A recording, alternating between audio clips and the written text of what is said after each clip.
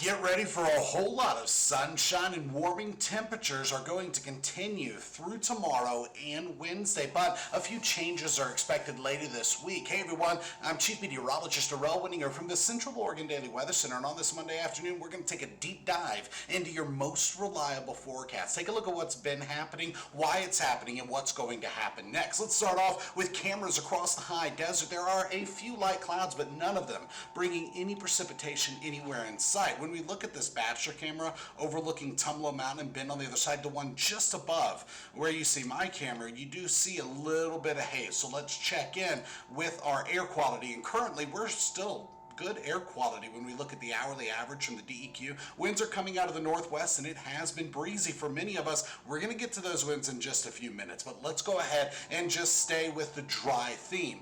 And this high pressure that's been over the region has just brought plenty of sunshine, very little in the way of cloud cover, and it's centered over the Pacific Ocean and stretched into the Pacific Northwest. So it's acting as a blocking high, keeping this next cold front that you can see just under the banner and on the top left corner of this satellite imagery. That's our next front, but it holds off till Wednesday. Why? Because of our high pressure, and that high pressure continues to treat us to a little bit more warming between now and the time that cold front rolls through. So I mentioned winds have been breezy, even gusty at times, and we can really see that when it comes to the pressure. Those lines that you see randomly on the map, those are called isobars. They're equal lines of pressure, and though we're under a ridge of high pressure, they're still stacking up across the state. And when you see a lot of those lines next to each other, that is indicative of stronger winds. That cold front that's going to be next is still well out over the Pacific Ocean, and it's slowly trekking this way. But when we look further up to the north, over the Gulf of Alaska, this is where that cold front is originating from. There's a low pressure that's very strong over the Gulf of Alaska. So we're going to get this cold front, but it's going to break apart because of our ridge of high pressure. So switching gears a little bit more, going from infrared satellite imagery to water vapor imagery, we do see there is a rather dry air mass over our tri-counties, really the entire Pacific Northwest. It's a little more dry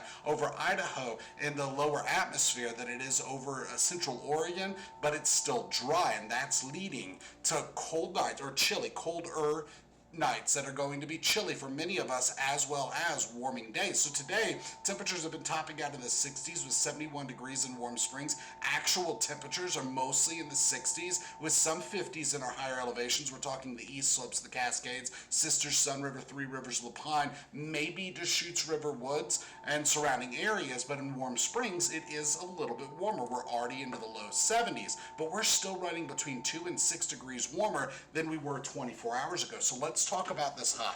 Let's talk about the warming trend that's expected and when it's going to be interrupted. So through Tuesday, the warm-up continues. Highs are going to be well into the 70s. I should say lower to mid 70s with a few 60s possible. Still keeping an eye on that cold front out over the Pacific. It will catch up with us, but the mountains are going to absorb most of that moisture, followed by a cooler air mass for a day.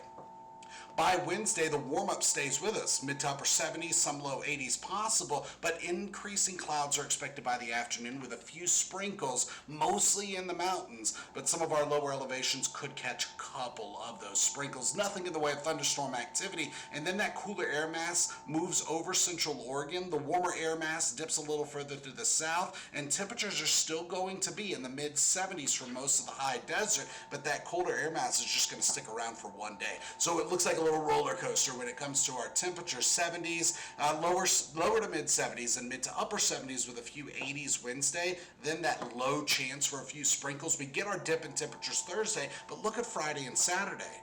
Lower 80s, some upper 70s left on the map. That next warm-up is because our high pressure reestablishes itself, and we are still going to be a little breezy at times by then. But our forecast model, the one that we typically use on air every night, shows precipitation and cloud cover, starts us off with that cold front well offshore, and it's already weak. So here through the overnight hours and Tuesday, we stay clear for the most part. A few clouds are going to be possible. By the time we hit Wednesday, we get increasing clouds during the PM hours mostly, but watch what happens when I hit play. When this cold front that's already fizzling out rolls through, the mountains absorb most of the moisture. A few sprinkles are even possible, and then we get clearing by Thursday, leaving us with more sunshine by the afternoon. Strong winds are still expected, and by Friday, we get back to calming with a ridge of high pressure building into the region. So between now and Thursday, we warm up. Thursday, we dip in temperatures, and after that, we warm back up for a little bit as we wrap up the work week.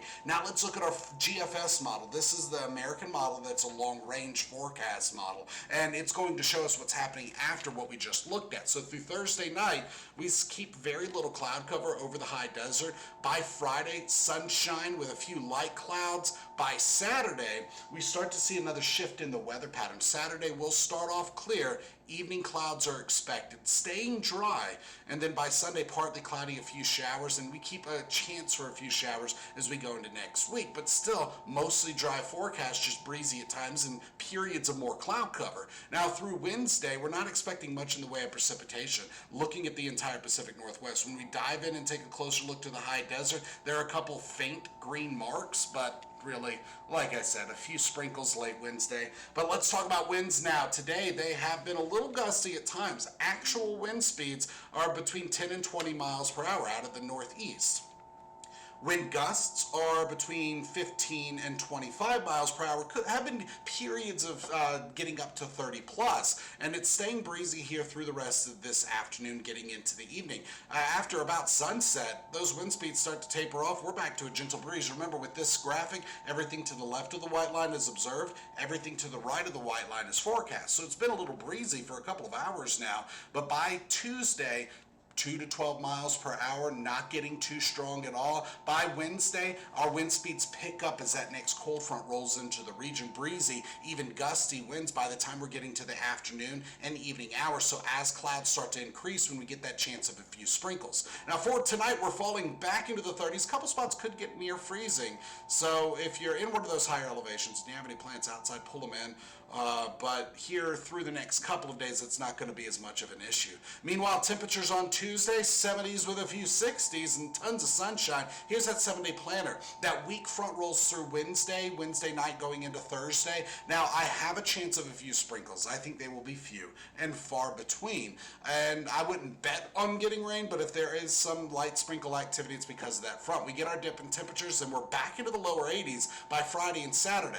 Sunday and Monday, it's going to be a little wetter, stronger winds are expected, and we get a bigger drop in temperatures because of a pair of back-to-back fronts. So just a quick wrap-up for this Cinco de Mayo. On this Monday, May the 5th, sun-soaked, stable, and dry. Those are our headlines, and that's because of this ridge of high pressure, and that lasts through tomorrow and into Wednesday, but by Wednesday afternoon, we are expecting our next system to start to roll in that weak front that we've been talking about. But we're warming into and through the 70s, and by Wednesday, a few 80s are possible. By Friday, we're looking at 80s with a few 70s expected. And these warmer temperatures, the abundant sunshine, that's leading to fast melting. So our snowpack is going to be shrinking. But that's the latest in weather. Tune in tonight to Central Oregon Daily News. We'll have the latest headlines and your most reliable forecast. The first show is at 5 on ABC, then again at 11 on ABC. The next couple are 6, 7, and 11 on CBS. So in just a few minutes, we'll be live on ABC. We'll see you then.